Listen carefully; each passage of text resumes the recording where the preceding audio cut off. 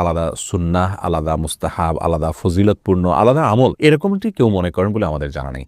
যেহেতু এরকমটি কেউ মনে করেন না, তাহলে তাসবিহ দানা ব্যবহার করাকে আমরা বিদআত বলতে পারি না। বরং তাসবিহ দানা বিদআত ব্যবহার করা এটা ওই ব্যক্তির জন্য বিধেয় যে ব্যক্তি 100 বার বা বেশি সংখ্যক তাসবিহর যে সংখ্যাগুলো সেগুলো আঙ্গুলে করে গুনে তিনি মনে রাখতে পারেন না, এরকম যদি হয় তাহলে সেক্ষেত্রে তার জন্য এটা বিধেয়। তবে উত্তম হবে সর্বাবস্থায় আঙ্গুলে করে গণনা করা।